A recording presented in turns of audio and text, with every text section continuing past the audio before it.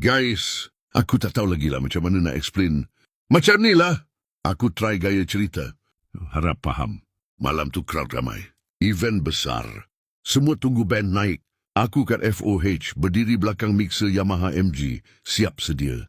Channel dah on, EQ flat. Gain aku dah set ngam-ngam. Steady lah kononnya.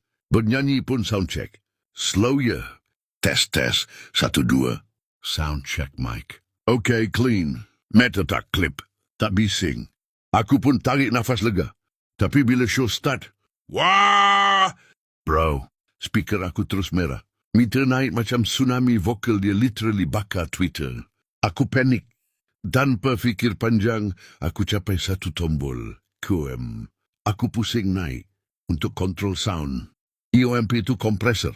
Dan cara dia kerja, agak bijak bro. Single knob kompresor ni satu tombol je. Tapi dalam tu ada 4 benda. Threshold, ratio, attack dengan release.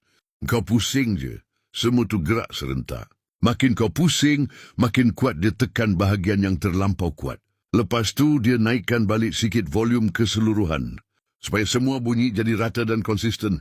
Bukan kuatkan tapi ratakan. Analogi dia senang. Bayangkan penyanyi macam ombak. Kadang kuat, kadang perlahan. Kompresor ni macam pantai buatan. Dia redakan ombak besar. Dan tolak sikit yang lemah. Jadi semua datang stabil ke telinga kita.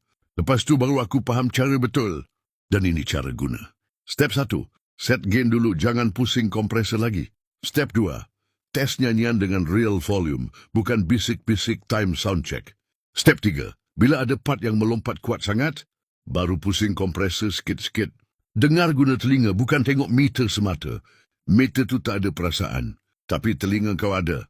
Sekarang kalau orang tanya aku, bro, kompresor tu untuk kuatkan vokal ke? Aku akan senyum dan jawab, tak bro, kompresor tu jaga vokal kau supaya tak bunuh Twitter aku. Aku sayang dia. Ingat, kompresor bukan gain. Satu tombol, banyak nyawa. Tapi silap pusing, terus bunyi mampat, macam donat kena duduk bawah speaker.